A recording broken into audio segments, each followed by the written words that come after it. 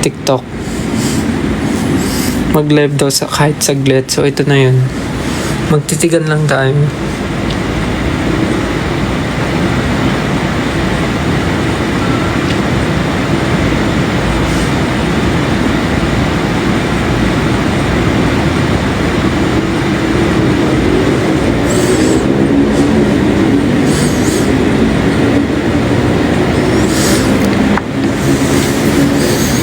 May nakita akong magandang content na gawin dito sa TikTok.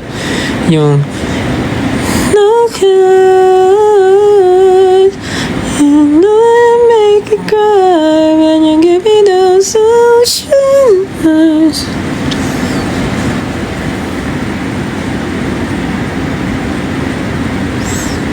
Ganito ata yun yung ocean eyes.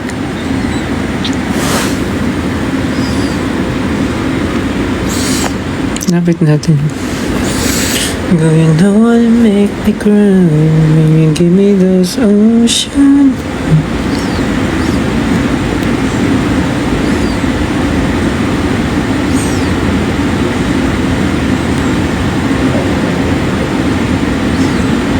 Ganito ba yan? Gagawin ko yan. Ano? Bagay yung what?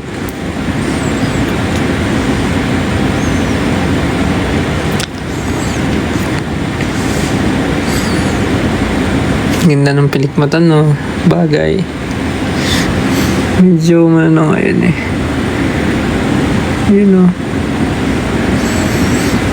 Dami nagtatanong kung pinadagdagan ko daw ba yung pilikmata ko. Hindi po, ate. Yan talaga yung pilikmata ko. Inangat lang. Tawag dyan.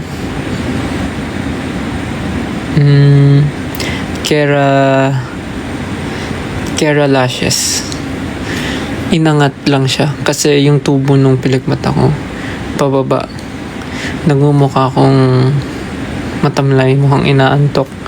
So sabi ni mama, kailangan siya iangat. So yun nga, inangat siya sa strokes. Tapos ayan, naging mapungay siya.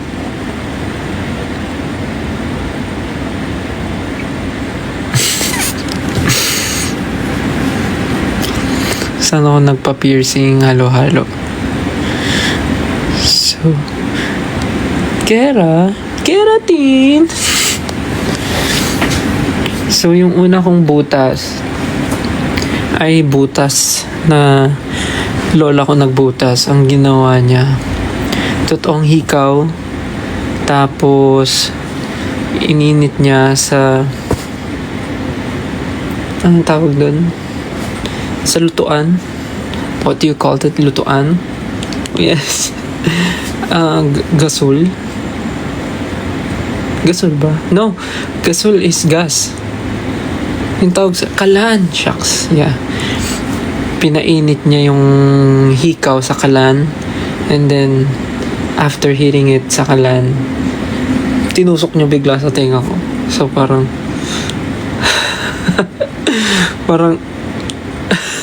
no, parang sabi niya nun, habang pinapainit niya yung hikaw, pitik-pitikin ko daw yung tenga ko para daw mamula tsaka mamanhin. So, ganun ginawa ko. Pinitik-pitik ko siya, kinurot-kurot ko siya. Pag kinurot-kurot ko siya para mamanhin. Tapos, after ilang minutes, bumalik na yung lola ko. Tapos kita ko, parang kita ko yung, di ko sure di ko nahawakan, pero parang nararamdaman ko yung init nung dulo nung hikaw. Tapos biglang sabi niya, oy, tutusok ka na. 1, 2, hinila niya niyang gano'n. Dito ba yun? Parang dito yun. Hinila niyang gano'n.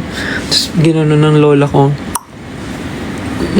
Parang nalala ko nga medyo nag-stuck pa yun ng konti kasi parang makunat ata pa yung ko nun, tenga.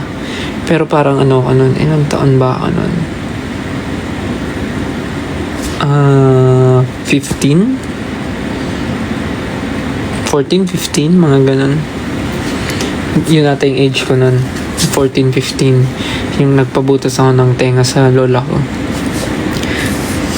Hindi ko malala kung both ba yun eh. Or Isang tenga lang. Right. Isang tenga lang. Isang tenga lang yun. Nagpabutas ako sa lola ko. Tapos, next na is parang meron ako isang butas ng tenga, di ba? Isang butas sa tenga. Then, I remember when I was active pa in K-pop cover dance, marami ako, doon sa circle of friends ko, yung tropa ko, syempre dati, feeling ko pwede man ikwento, Diyos ko, ilang taon na ako. So, umiinom ako with my friends, dun sa tropa ko, umiinom kami. Tapos parang casual lang na natripan ko na butasan mo nga yung tenga ko, pantayin mo na yung sa kabila kasi dito lang yung butas ko. Sabi niya, paanong butas? Sabi ko, butasan mo na lang kahit karayom or aspile. Sakto nagiinuman kami nun sa bahay ng isa pa naming tropa. So, sabi ko, malakas loob ko nun kasi lasing ata ako nun. Sabi ko, butasan mo yung tenga ko. So, siya nagbutas nito. Ito, tapos pinadagdag ko yung isa. So, para maging 3. Parang yun yung naalala ko. Siya nagbutas. Habang, ako nun. Habang wala ako sa sarili.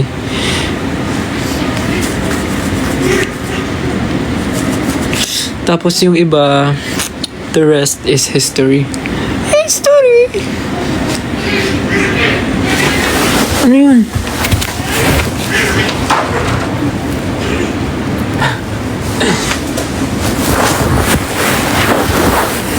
The rest is... Saan nga to? Parang may isa akong butas na I remember...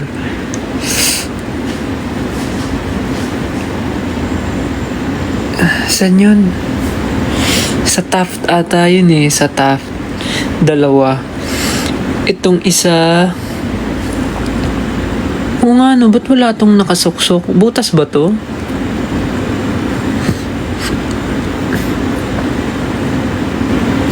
Butas ba yan? Teka nga, check ko nga. Oo nga no. Ba't walang nakasaksak dyan? Alam kong butas ko 8 eh. So 1, 2, 3, 4, 5, 6, 7, 8. Oo nga, ano to?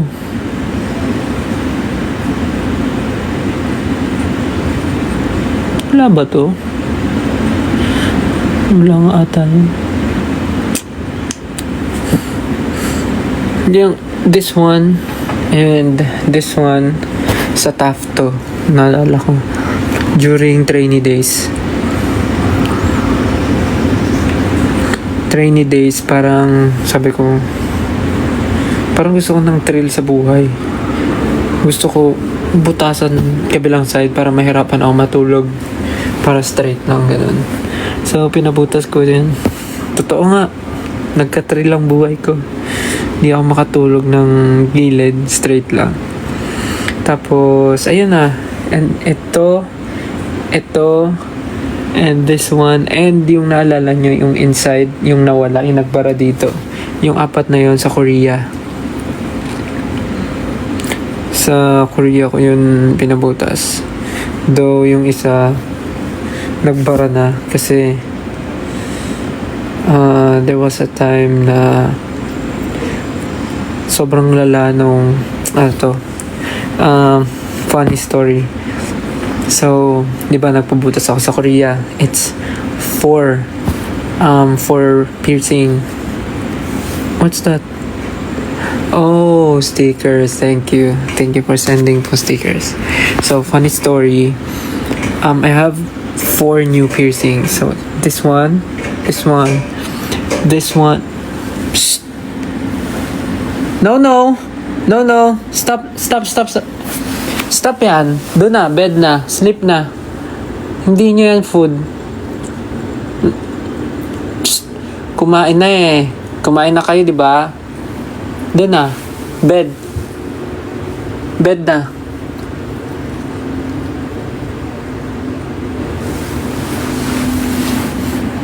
No. Hindi yan sa'yo.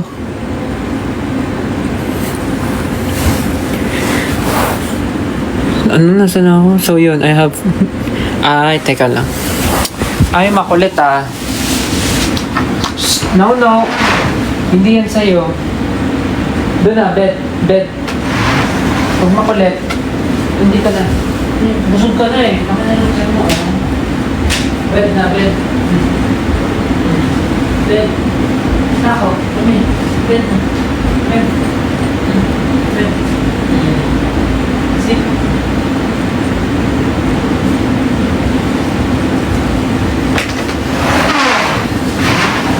Shh, huwag makulit ha.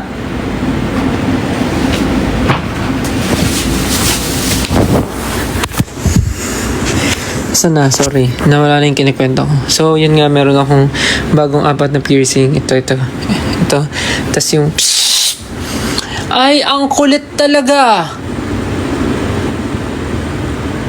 Bed na. Sleep na. Punta na sa bed. Ah, makulit ka. Sleep na doon.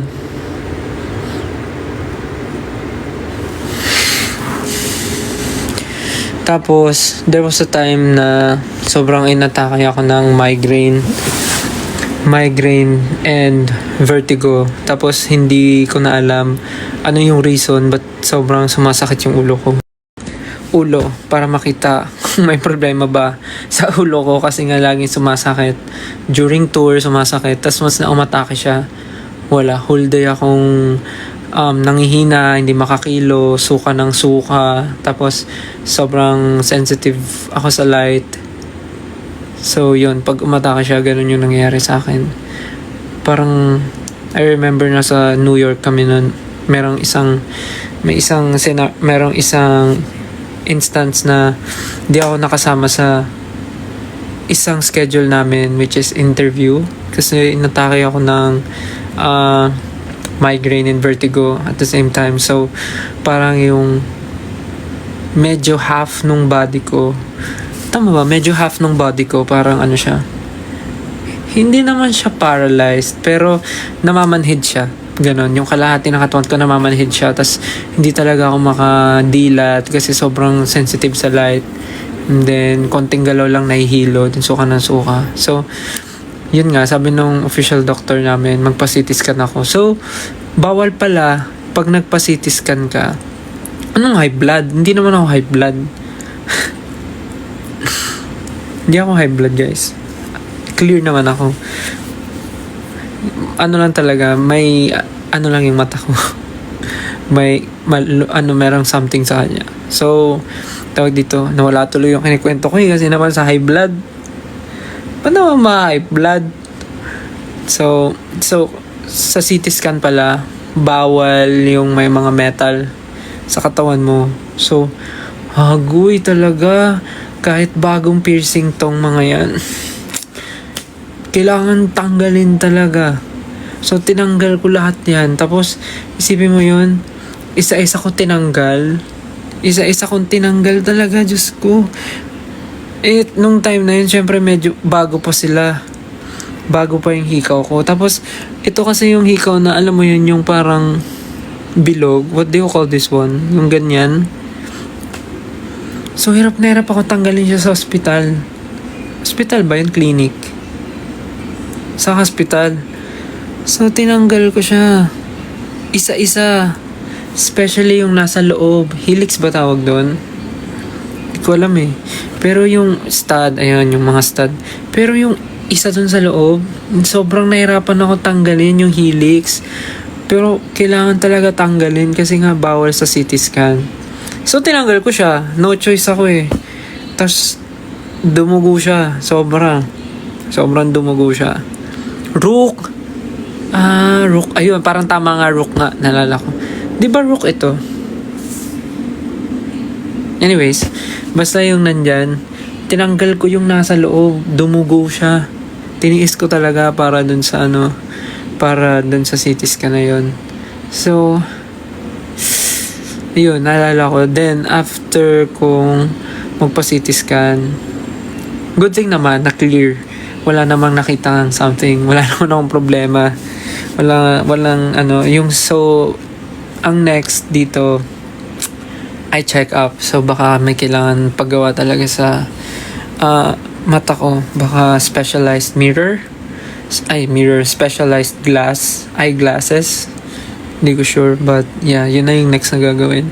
So, going back to the story, yung sa earrings ko, after ng CT scan, so, dali-dali ko silang binalik kasi nga, bagong butas halos bagong butas. So, bawal siyang matanggal yung hikaw kasi baka magbara, fresh pa yung sugat. So, binalik ko ulit siya kahit dugo-dugo yung tenga ko, yung kamay ko tugong-dugo. Kasi nga pinilit ko tanggalin. Pero pagdating dun sa may rook, wala talaga mga Zay. Wala.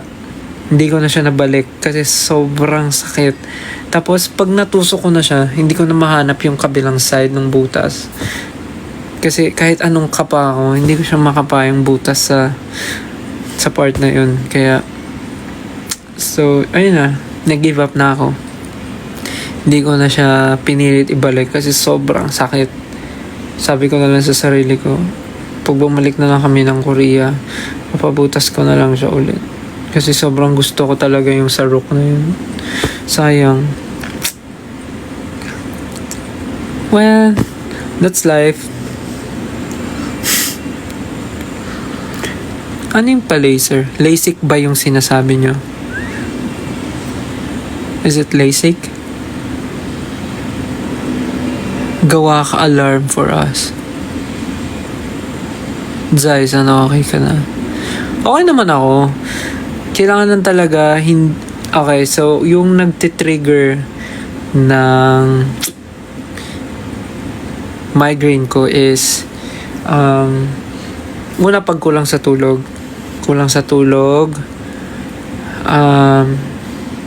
Sige, iano ko siya. Pinaka na talaga siya pag kulang sa tulog. Yun. Next is strong lights. Pagka yung matindi yung nung ilaw, tapos direct siya sa mata ko, doon parang bigla akong nabablind for a while. Tapos after nun, nalabo na yung mata ko. So depende siya. Pag lumabo yung left eye ko, sasakit yung right side ng ulo ko. Pagka yung right side naman yung lumabo yung mata ko, pag nag-blur, yung left naman yung sasakit. So parang ganun siya.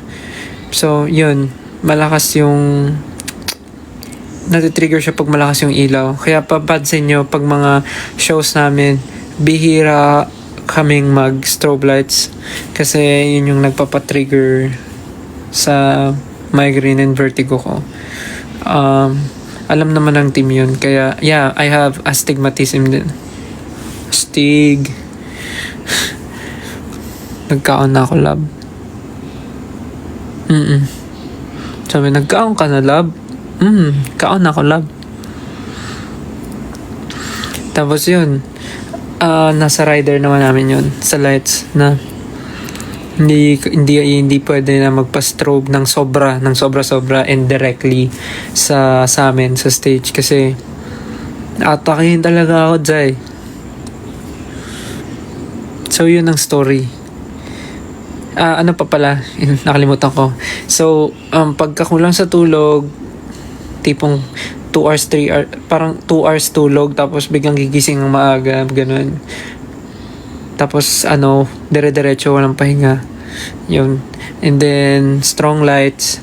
Next is pagka yung scent, yung sobrang floral, yung sobrang mabulaklak na amoy. Okay naman ako sa ganong scent, pero pag sobrang mabulaklak yung amoy, yun, isa rin yung sa nagpapatrigger. Yung sobrang lakas, yung sobrang bango na talaga, parang pag ginawa mong buhay yung Downy Antibac, Downy Passion, ganon. Kung ginawa niyo siyang tao at buhay siya at naglalakad, ganon. Pag ganon yung sobrang, alam mo yung mga amoy sa ito, don't get me wrong, I love the smell of yung mga bagong labang damit.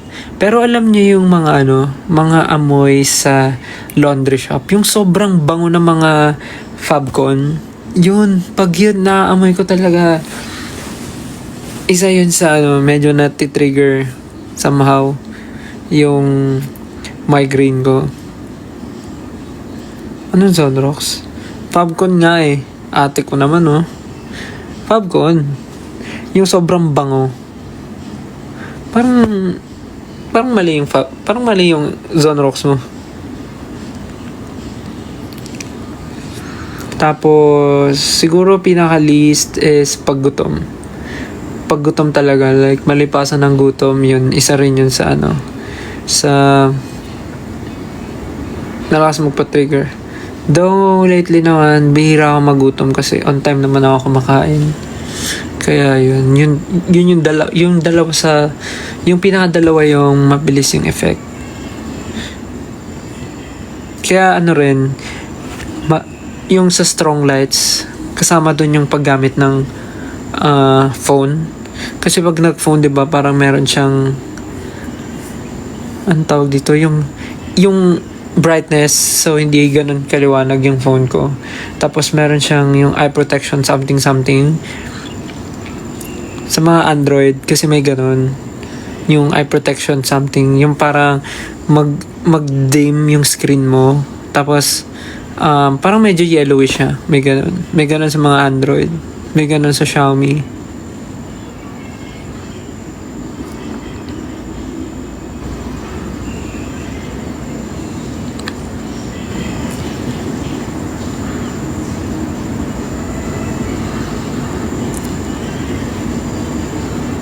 Dami nyo 8.7, daming nanonood.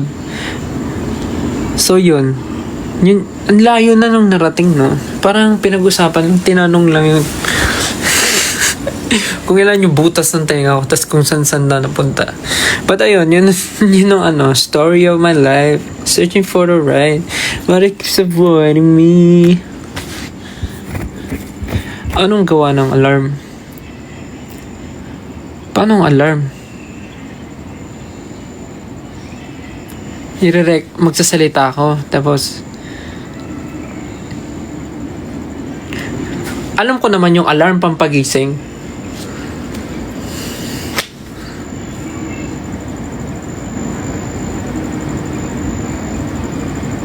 Like, magsasalita lang ako, tapos parang gagawin siya. Hoy, batugan, gumising ka na, hindi ka princess. Ganon.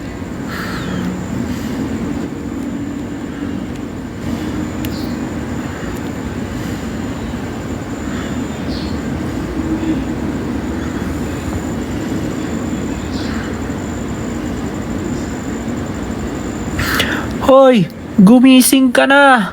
May responsibilidad ka pa. Kilos! Ganon.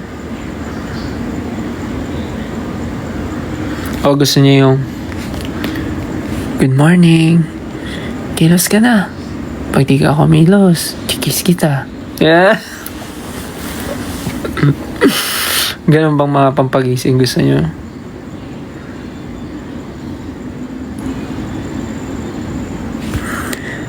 Hi babe, gising ka na babe, dito na ako sa baba, see you. Ganon. Mga gusto nyo na, tingnan mo pag ganito tumataas yung views, 9,000.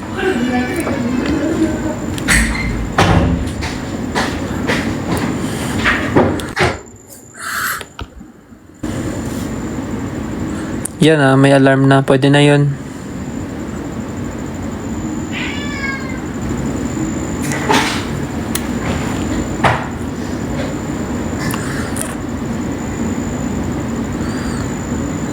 Nakailang minutes na ba ako?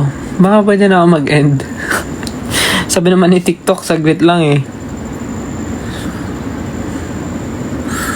Pero ba't ang daming viewers? 9.1. Anyways, so yun lang naman yung reason ba't ako nag-live. Kasi sinusunod ko lang si TikTok. Baka ito na yung daan para mawala yung pagka-shadow ba ng account ko. Salamat sa nanood. Kahit panandalian lang, mabilisan lang. 9.1 viewers. Thank you. Dami nyo. Bawi ako next time. Kailangan ko na rin magpahinga. Di ba nagkwento ko kanina, sabi ko bawal akong mapuyat. So, Gusto niyo ba mapuyat ako? Gusto niyo ba sumakit ulo ko? Di ba? Hindi naman. Gusto niyo ba sumakit yung ulo ko? Di ba? Hindi naman. Tulog na ako. Pag sumakit yung ulo ko, alagaan mo pa ako.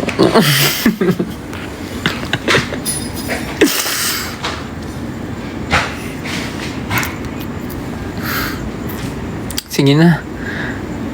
Basta yung kayo na lang mamili dun sa mga alarm na sinabi ko. Bahala na kayo kung anong gagamitin nyo dun. Basta ang goal, sana magising kayo at sana maging inspired kayo sa pagising nyo tuwing umaga. O siya, kailangan ko na magpahinga. Ako'y babiyahe pa para umuwi sa aking bahay. Dahil wala po ako sa aking bahay, ako po ay nakikain.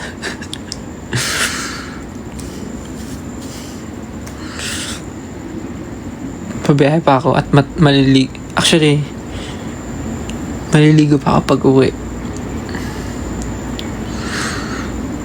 Okay, sige na. Thank you. See you soon. Matulog na rin kayo. See you. Bye-bye. Good night. Love you. Love you.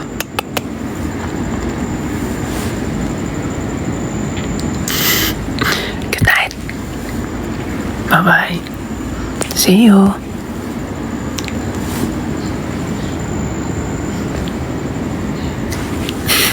Bye-bye na. Love you.